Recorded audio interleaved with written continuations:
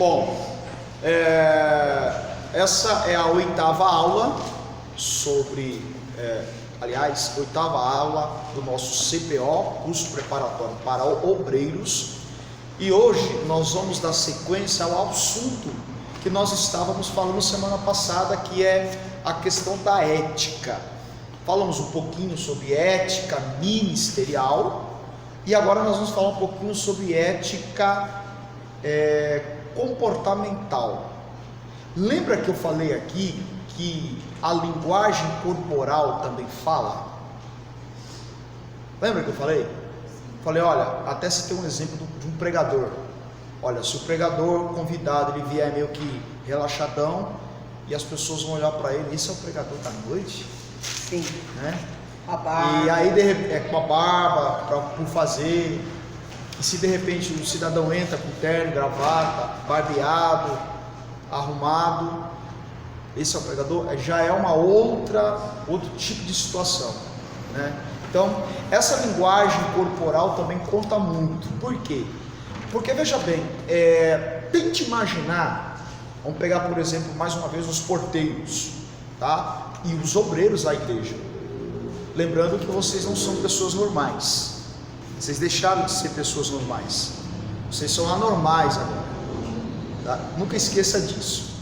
Lembrando que a ovelha, ela não quer saber, presta atenção, ela não quer saber dos seus problemas. Você é obreiro, você é obreira.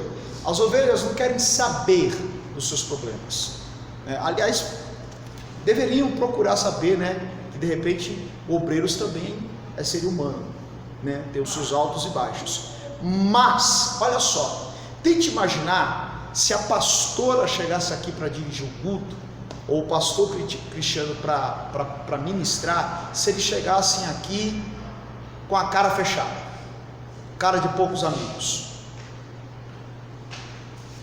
O que seria desse culto? Vamos imaginar a pastora Débora abrindo o culto. Eu desejo cumprimentar todos com a paz do Senhor. Por favor, se coloque de pé. Vamos orar. Senhor, abençoe esse culto, derrama a sua glória. Vamos ouvir a nossa levita, a cantora, louvando a Deus. Vamos tirar o dízimo da oferta. Por favor, dê o dízimo, que a igreja precisa do dinheiro de vocês. Vamos ouvir o pastor Cristiano. O pastor Cristiano, abra a Bíblia de vocês. Por favor, irmã, se coloca de pé. Você entendeu? Eu acho que eu estou transmitindo a ideia. Cara fechada, a sua fisionomia conta muito. Gente, vocês podem, prestem bem atenção, a igreja, a obra de Deus não pode parar. Você pode ter problema, mas o reino de Deus não pode ter problema. É verdade, Jesus. Você tá, vamos supor, você está no dia, olha só, da sua escala, mas de repente você teve um péssimo dia, tudo que tinha para acontecer de errado naquele dia aconteceu com você. Chegou ali, sorriso Colgate.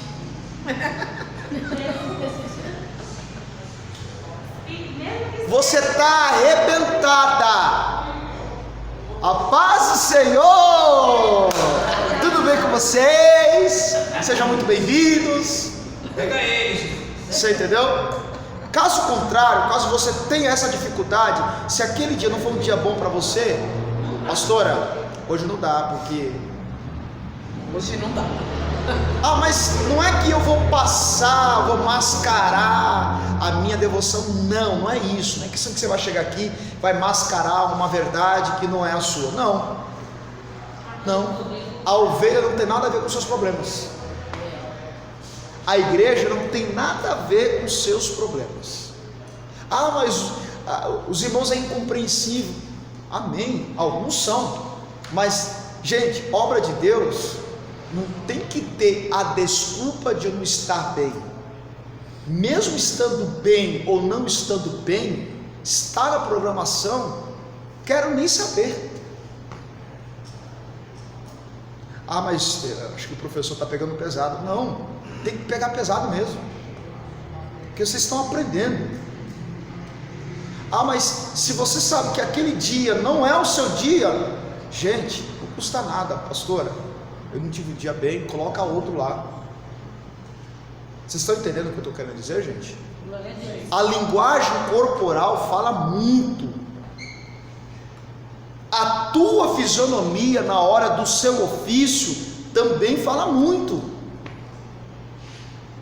Tem que meter um sorrisão, forçado mesmo, ser simpático, educado, e cordial, receptível. Mas aconteceu tudo de errado para você naquele dia. Gente, chegou naquela porta, muda a chave. Obra de Deus. Repito o que eu acabei de dizer, e por favor anotem isso. A obra de Deus, eu posso sofrer, mas a obra de Deus não pode sofrer por causa dos meus problemas. Os meus problemas não podem interferir no reino. Eu posso sofrer, a obra, a igreja, não. Aí eu faço a pergunta: quem mandou você aceitar o ministério? Ninguém te forçou a nada. E tem mais: se você não quiser sair, aí Jeová te pega. Então, vai fazer o quê? Não tem escolha. Ouça o que eu vou lhe dizer. Eu vou fazer até questão de anotar aqui, Isso aqui, guardem para o resto da vida de vocês. Vou fazer questão de anotar para o pessoal de casa também anotar. O escolhido não tem escolha. Aleluia. O escolhido não tem escolha. O escolhido não tem escolha. Ele é um prisioneiro de Cristo. Escravo. Não tem, gente, não tem que fugir. Se Deus tem uma obra na sua vida, se você tem um chamado, você não consegue fugir dele. Você pode mudar de pastor, mudar de igreja, de ministério, mas a cobrança sempre vai estar te acompanhando. Não tem para onde você fugir. Não tem como você voltar. Lembra que eu falei em uma das primeiras aulas? Não existe ex-diácono. Não existe ex-pastor. Uma vez pastor, pastor para sempre. Ainda que se afaste, que se desvie, que vá para o mundo, continua pastor. Porque veja bem, quando uma pessoa ela recebe o dom de Deus, recebe a unção, e se infelizmente lá na frente ela se afastar, Deus não tira o dom dela, Deus não retira a unção dela. Lá no mundo ela continua tendo o dom que Deus deu, a unção que Deus deu. Só que tem um detalhe: no dia da cobrança, do acerto de conta, será pesadíssimo, porque ele enterrou o talento. As pessoas têm por costume, e isso a gente herdou, dos nossos pais espirituais, de que só irá para o inferno quem comete adultério, quem mata, quem rouba. E se eu disser para você que corre um grande risco alguém ir para o inferno por ter recebido o dom e não está fazendo nada para o reino? Eu já ouvi dizer isso. Aonde está isso na Bíblia? Mateus 25. Abra aí a Bíblia de vocês. Vou provar na Bíblia. O que você vai ler agora? O que você vai ler agora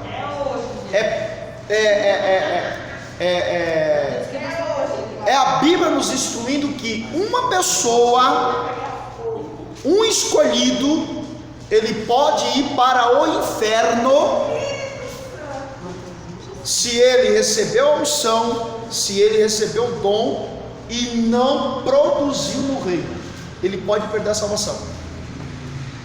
Ele pode não beber, não fumar, não se prostituir, não adulterar, não matar, não fazer nada de errado, mas se ele recebeu ferramenta e não está usando, ele corre o sério risco de perder a salvação. Vamos lá? Mateus 25. Versículo. acho que é o versículo 26, parábola dos talentos. É o 14. Quem pode ler para nós? Mateus 25, versículo 14 em diante, em alta voz, para o áudio sair no vídeo. Porque o reino do céu é como um homem que, ao vigiar para uma terra distante, chamou os seus próprios servos e entregou-lhes os seus bens. E a um deu 5 talentos, e a outro 2, e a outro 1, a cada homem segundo as suas habilidades. Em seguida foi viajar. Então o que recebera 5 talentos foi e negociou com eles, e fez outros 5 talentos. E da mesma forma, o que recebera 2, ele também ganhou outros 2. Mas o que recebera 1 foi e cavou na terra e escondeu o dinheiro do seu senhor. Depois de muito tempo, veio o senhor daqueles servos e fez conta com eles. Então, chegando o que recebera 5 talentos, trouxe-lhe outros 5 talentos, dizendo: Senhor, tu me entregaste 5 talentos, eis aqui 5 talentos a mais que eu ganhei. Disse-lhe ao Senhor: muito bem, servo bom e fiel, foste fiel sobre poucas coisas, e eu te farei governante sobre muitas coisas. Entra na alegria do teu Senhor.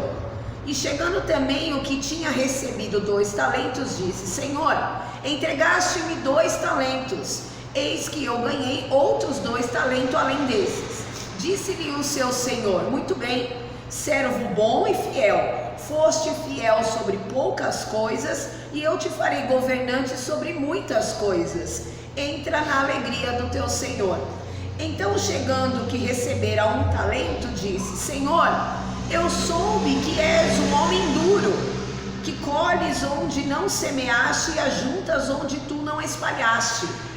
E receoso eu fui e escondi na terra o teu talento. Eis que aqui o que é teu.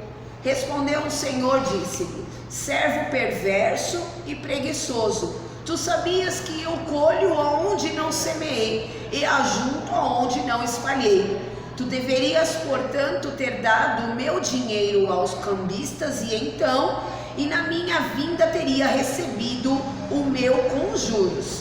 Tomai, portanto, o talento dele e dai ao que tem 10 talentos, porque a cada um tiver será dado e terá em abundância, mas ao que não tiver será tomado até o que ele não tem.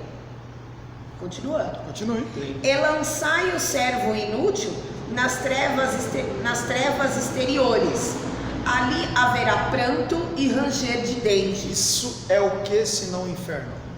Sim. Nossa, eu nunca tinha lido isso aqui. E lançai o servo inútil nas trevas exteriores. Ali haverá prantos e ranger dos dentes. Isso se chama negligência. Ó, a negligência. Não tem ninguém online, viu? A menina chegou online. Ô glória, a negligência pode levar uma pessoa para o inferno. Meu Deus. Olha essa frase aqui, ó. O escolhido não tem escolha. Se você foi chamado por Deus, se você recebeu um talento, uma ferramenta, você tem que produzir. Judas seria um exemplo? Sim, claro. Como saber se a gente recebeu uma ferramenta? Não, a pergunta sua é pertinente. Quando, um dos sintomas que alguém sente quando Deus tem um chamado na vida dela é uma inquietude no coração. A pessoa fica inquieta, ela vê algo e fica martelando dentro dela para ela fazer algo. Nem você. Meu Deus, que desespero. Mas você não tem vontade de tocar teclado? O que aconteceu? Você entendeu? Só fazer aula, teclado. Fazer aula, Aconteceu. buscar, para que quando você estiver apta, você exercer o seu ministério, o seu talento na igreja. Gente, isso aqui é muito sério. Se você analisar essa parábola, o texto está dizendo que o Senhor decidiu se ausentar da sua terra. Esse Senhor é Deus. Esse Senhor decidiu se ausentar da sua terra, convocou 3 servos, e ele distribuiu a um 5 talentos, a outro 2 talentos, e ao terceiro 1 talento, e deu a ordem foi específica: granjeai, na minha ausência, multiplique. E ele se ausentou. Eu aprendo aqui um princípio: tem pessoas que receberá mais habilidades do que outras. Uns receberão 5 talentos, outros 2 talentos, e outro 1 talento. Claro que o Espírito Santo ele distribui o talento de acordo com a sua capacidade. À medida que você vai se aperfeiçoando, os talentos, os dons vão se multiplicando. À medida em que você não tem aquela capacidade a mais, você recebe o talento, diferentemente daquele que recebeu 5. Mas a ordem é específica: multipliquem. O texto declara que aquele Senhor se ausenta, ou seja, Jesus voltou para os céus, só que ele prometeu voltar da terra. E quando ele voltar para a terra, ele vai prestar conta. Essa volta nós chamamos de arrebatamento. No dia do arrebatamento, ou no dia do juízo final, ele vai analisar o que fizemos com os nossos talentos. Professor, eu quero fazer uma pergunta. Pois não? Vergonha. Não? E outra coisa, se você recebeu talento, eu conheci um rapaz na escola bíblica dominical. Eu frequentei muito tempo a escola bíblica dominical do Ministério da Assembleia de Deus, e o rapaz tinha um talento, uma sabedoria incrível. Ele dominava todos os assuntos, seja bíblico, físico, geográfico, geometria, matemática. Ele dominava tudo. Eu ficava até receoso dar aula com aquela pessoa, com aquela mente brilhante na minha frente. O grande problema é que ele não queria partilhar o que aprendeu. Eu perguntei para ele uma vez: poxa vida, por que você não dá aula? Ele falou: não quero. Eu perguntei para ele: mas por que você acumula tanto conhecimento? Para mim mesmo. Meu Deus.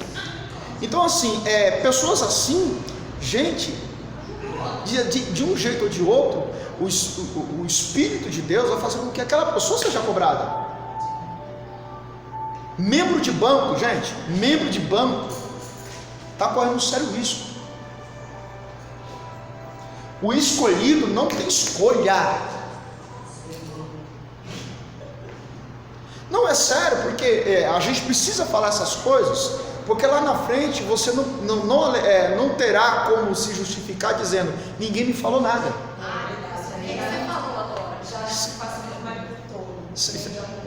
Você entendeu? Então a questão é essa, tá? A gente pode perder a salvação por diversas razões, e uma delas é a negligência. Porque veja bem, a igreja precisa do seu talento. Como eu disse, não existe ex-obreiro. Pois não, filho? Professor, e quando você se sente oprimido para demonstrar os seus talentos? Oprimido ou forçada a fazer. Oprimido a fazer. Mas por quê? Pelo ambiente. Bom, aí não é saudável.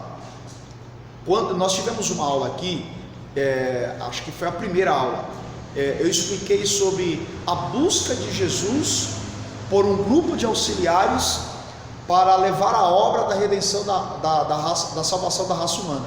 Ele escolheu 12, e quando ele escolhe os 12, ele olha para Pedro e diz assim: Pedro, venha após mim, que eu farei de vocês pescadores de alma. O texto diz que ele largou a rede e foi. Voluntariedade. Todo sistema que coage, que oprime, que força a barra, não é saudável.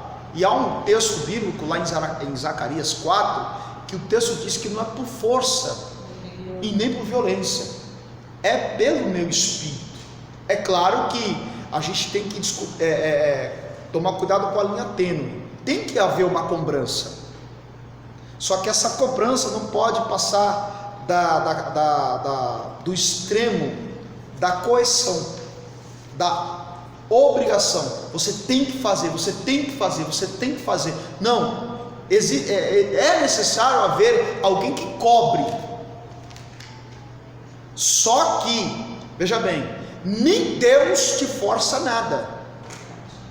Toda vez que vocês tiverem a sensação de estarem com uma faca no pescoço para você fazer determinada coisa, você está dentro de um ambiente que não está saudável, e aquilo que você for fazer não será de coração, porque veja bem, você precisa estar aqui voluntário, livre e espontânea vontade. Só que essa livre e espontânea vontade não te isenta da responsabilidade e da cobrança que precisa ter.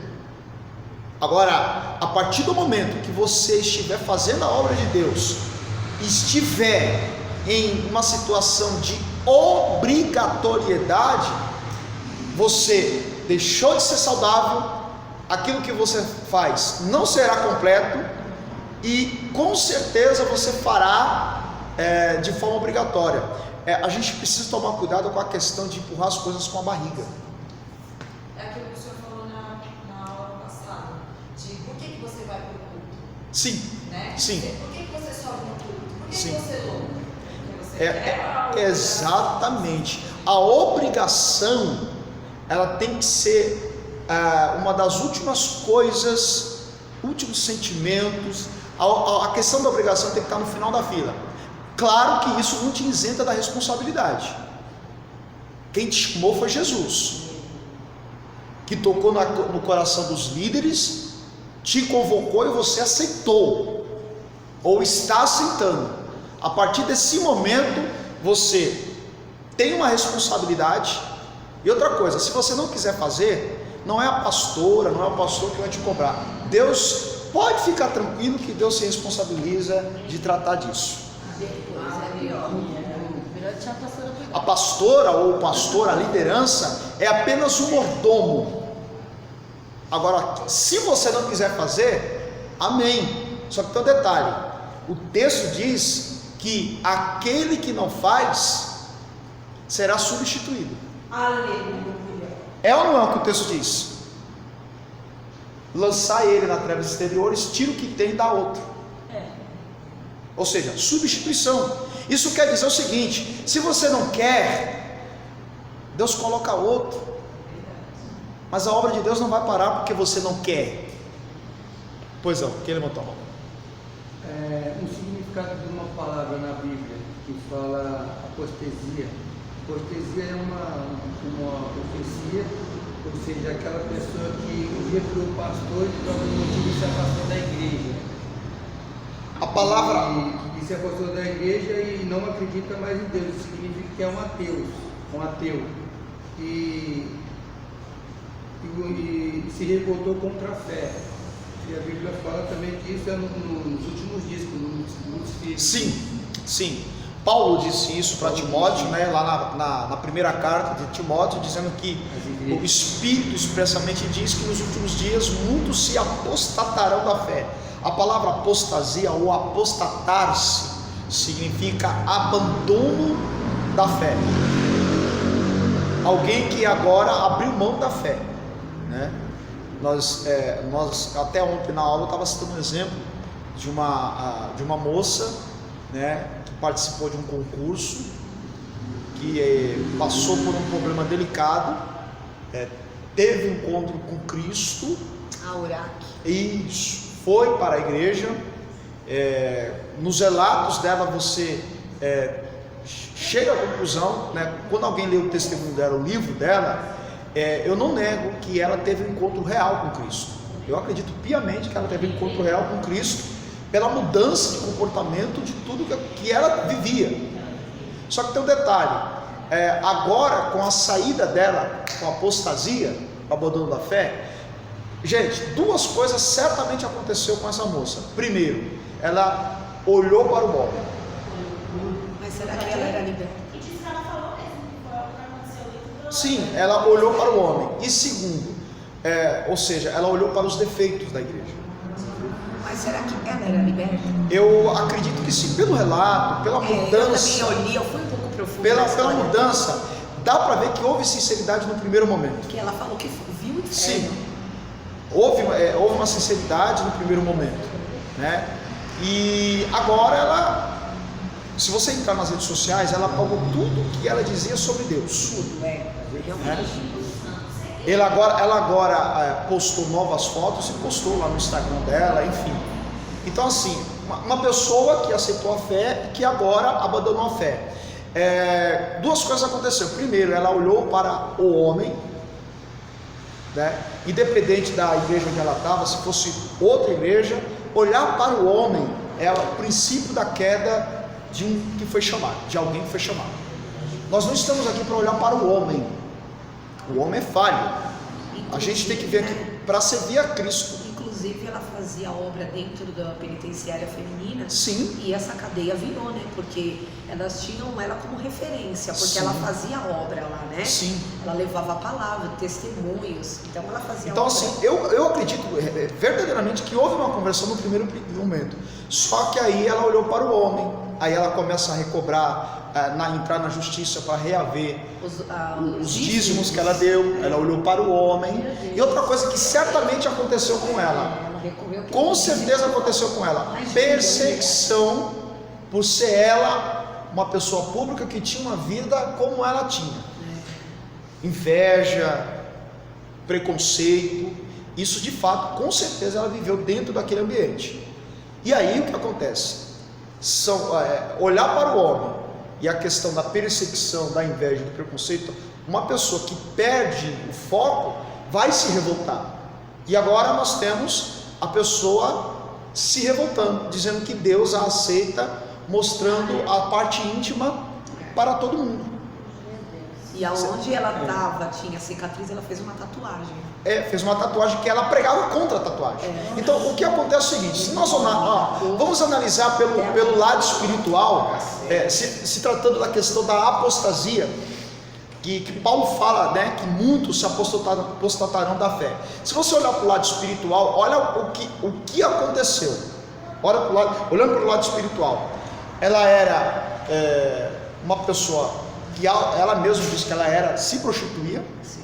Se você ler os relatos dessa moça, gente, coisas absurdas, né? Muito animalescas. Então, Destruidora né? de casamento. Sim. Essa pessoa pública se converte. Olha o choque que a sociedade tem. Andressa Urach, estou citando o nome dela aqui porque é público, se converteu ao evangelho e está frequentando a tal igreja.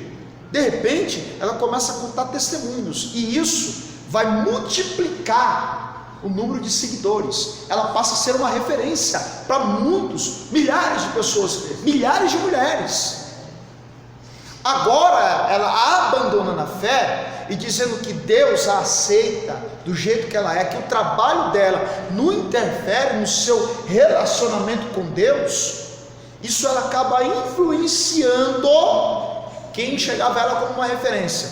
E com certeza muitas pessoas, muitas mulheres agirão como ela, por ela ser uma pessoa pública de referência. Aonde eu quero chegar com isso? Eu quero chegar que ela causou um estrago muito grande, não só no mundo espiritual, mas na igreja, no reino de Deus. Ela causou um estrago muito grande.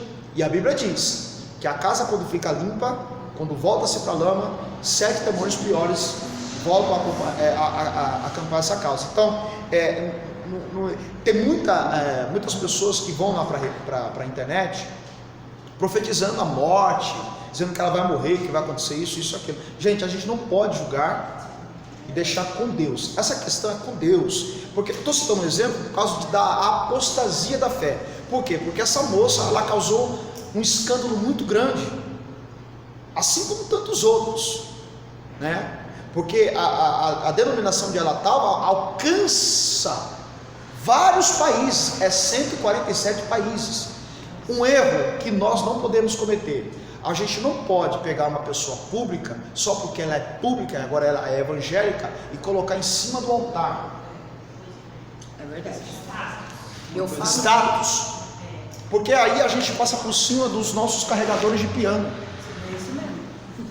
Você entendeu? Então isso, de fato, a apostasia, ela vem dos últimos dias. É um negócio muito gravíssimo, né? isso é Gravíssimo. muito grave. Nós também, quando nós inauguramos a igreja,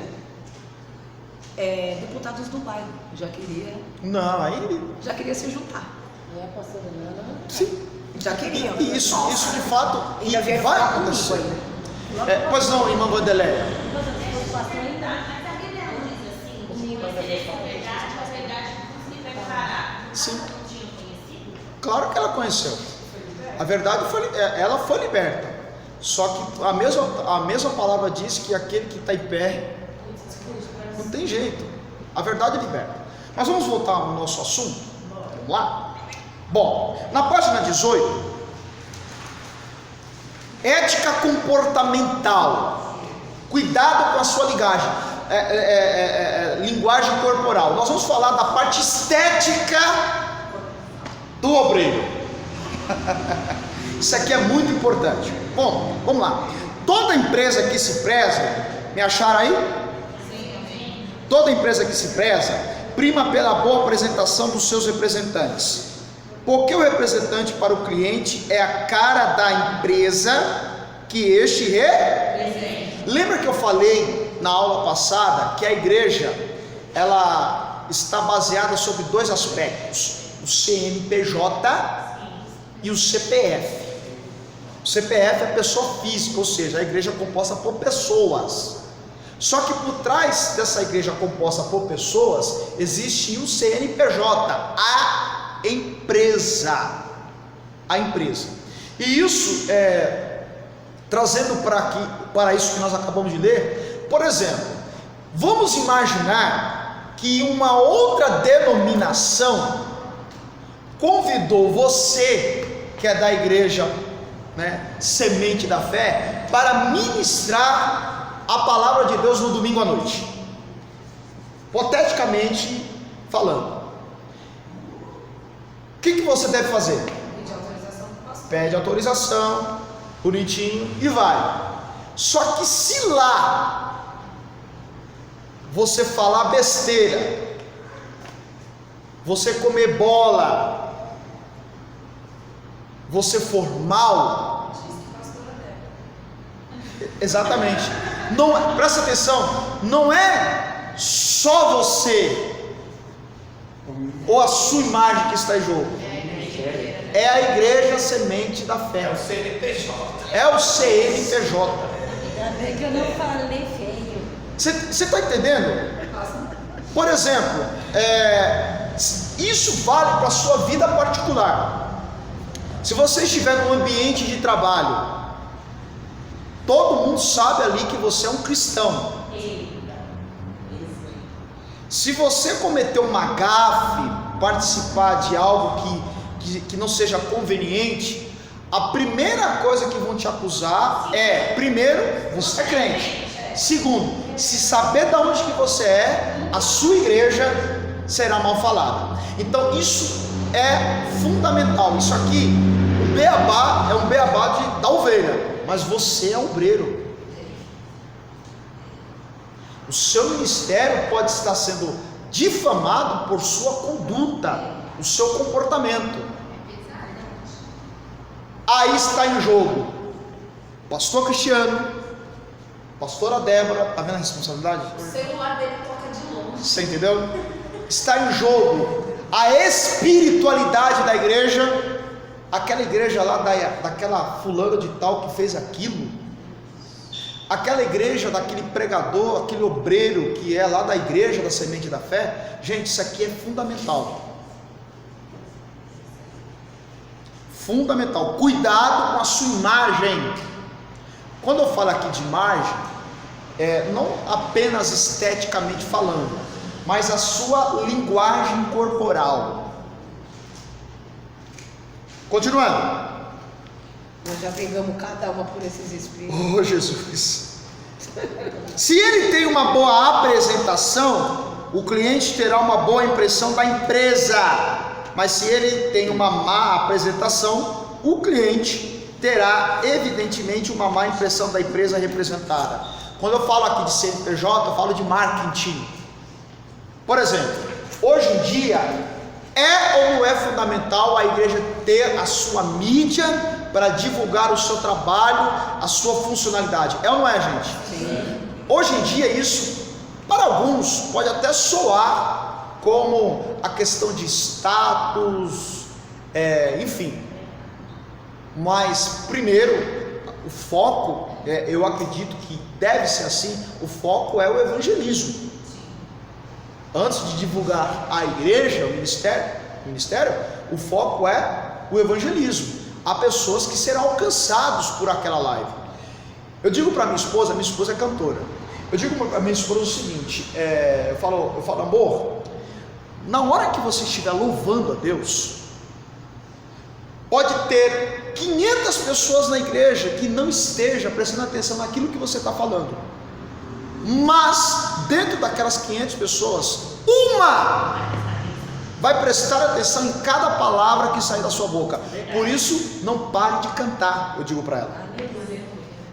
Por quê? Porque podem todos não dar valor, mas há alguém ali que saiu de casa com um propósito. Você entendeu? A gente precisa entender o seguinte: nós pregadores, a gente tem a preocupação de fazer com que a igreja venha comigo no glória. Você entendeu? A sensação que para os pentecostais o culto só é bom quando tem cadeira voando. Você entendeu? Nada contra esse movimento, eu gosto, eu sou pentecostal. Só que a gente tem que parar com essa ideia de que culto bom é culto com barulho. É verdade. E às vezes não é. Deus falou com Elias na voz suave, na brisa. Você entendeu? Por mais que para você o culto não esteja bom, alguém de casa saiu com um propósito, como aquela mulher do fluxo de sangue. Se eu tocar, se eu for lá, Deus vai falar comigo. E aí Deus usa a sua boca. E isso é muito importante. Agora, se você não está adequadamente posicionado como obreiro, como obreira, e se aquela pessoa te conhecer o seu comportamento, gente, você pode ter jejuado a semana inteira, pregado o melhor sermão, entoado o melhor louvor, que aquilo não vai entrar no coração dela. Então, muito cuidado com essa questão da imagem. É importante a mídia na igreja. Primeiro, para a questão do evangelismo.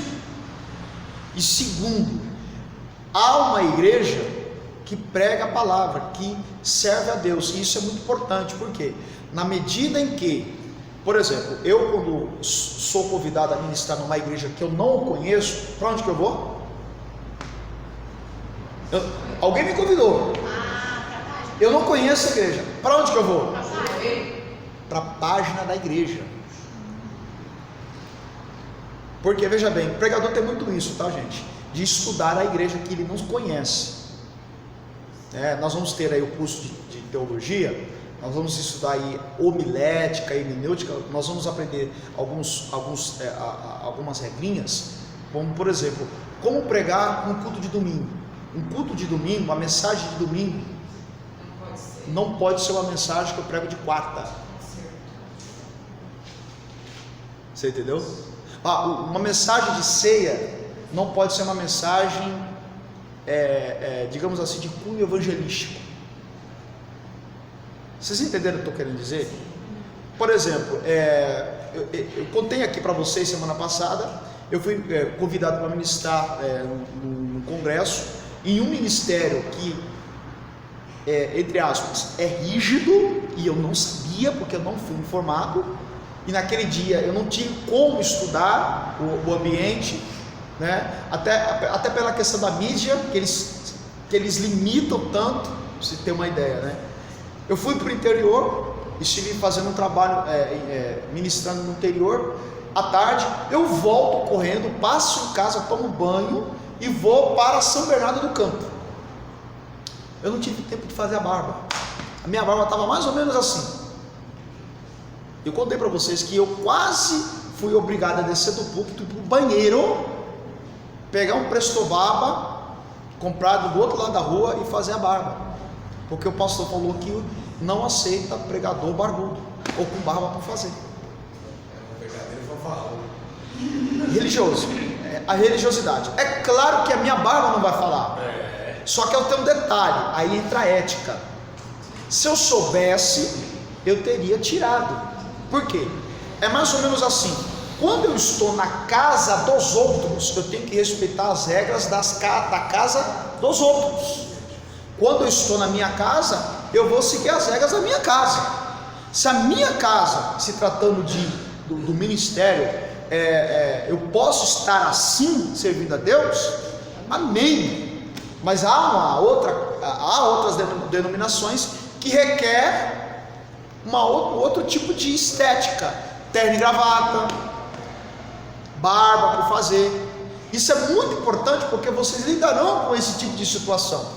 Até, por exemplo, vamos imaginar hipoteticamente, eu não sei se aqui tem um grupo de senhoras, mas de repente vai haver uma festividade em determinada igreja. Aí manda-se a cartinha para cá, grupo de senhoras, as mulheres da igreja estão sendo convidadas para estar louvando lá. Vocês, mulheres, um exemplo, jamais devem se comportar lá como você se comporta aqui, porque lá tem as regras dela. Se você for para um ministério tradicional, o seu nome qual é mesmo? Gélia. Se você for para um ministério tradicional, do jeito que você está aí, você será mal vista. Na congregação, sim. Nós congregávamos junto na assembleia, meu. Só para vocês terem uma ideia. Não chegava nem perto do púlpito de calça. Só para vocês terem uma ideia. Então, minha casa, minhas regras. Casa dos outros, regra dos outros. Ô professor, que nem o senhor falou assim, que a gente não pode jogar com o homem, legal. Mas numa situação como essa, por exemplo, a pastora da igreja vem falar para mim que eu não posso usar calça para falar de uma campanha. Vamos supor que eu estou na direção de uma campanha, junto do certo ministério com o qual eu congrego, e eu chego do trabalho, no qual eu trabalho de calça jeans, e chego na igreja para receber pelo menos as bênçãos apostólicas. E aí, de repente, a pastora nem me dá paz, porque eu estou de calça jeans, e fala para mim que eu não posso estar de calça dentro do culto. Mas eu acabei de chegar do trabalho. E no dia seguinte tem um culto de quarta-feira, que é um culto mais levezinho, vamos dizer assim, e a pastora está de calça, mas me repreendeu porque eu estava de calça jeans. Primeira coisa que eu vou olhar para a calça dela. Complicado, né, Eu acho que Vanessa? até quer andar com a saia na bolsa. Porque eu acho assim, eu prego isso. Se eu falo disso, o mínimo que eu tenho que fazer. Sabe o que eu aconselharia? Fechar o olho. Olha, eu aconselharia a mudar de ministério. Glória a Deus. Sabe por quê? Olha aqui. Ó, pessoal, só aqui na frente. Por quê? Porque a cada culto que se passa, ou que se passará, não será saudável para você, porque eu já tive experiência parecida, mas com outros elementos, e toda vez que eu ia para o culto eu saía mais doente do que eu cheguei. Sim, porque eu penso assim, pastor, tudo que é pregado no culto, tudo que é pregado, a cada oportunidade, a cada louvor, eu tenho um caderninho, eu levo para minha casa. Ali eu vou meditar, ali eu vou orar, ali eu vou ver o que é para mim e o que não é. Enfim, o que é pregado, que seja doutrina, eu trago para a minha vida. É doutrina dentro da igreja, a gente vai fazer dentro da igreja. Olha, mas quando essa doutrina não é olha, vinda dos líderes... Aí, Gélia, deixa eu te falar uma coisa. Repito, não está sendo saudável. Por quê? Porque você está vendo, e dentro de você há um conflito. Sim. Você não é ministrado, pelo Espírito Santo, você não é edificada, você não é alimentada, e o conflito apenas vai crescer muito, muito mais, vai ficar maior. Então, nesse caso, veja bem, nós tivemos aqui uma aula em que nós falamos o seguinte: você pode não concordar com o que está sendo feito e falado, porém você tem que respeitar. Agora, a partir do momento que você não concorda e passou do limite do respeito, não tem mais o que fazer, né?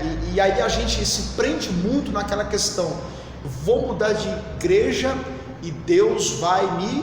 Como é que é o nome? Como é que é o termo? Deus vai pesar a mão. Eu vou mudar de igreja, mas eu estou com medo de Deus pesar a mão. Espera aí, a pergunta que surge é: o Espírito Santo está contente com a tua forma de cultuar naquele local? Essa é uma pergunta que você deve responder.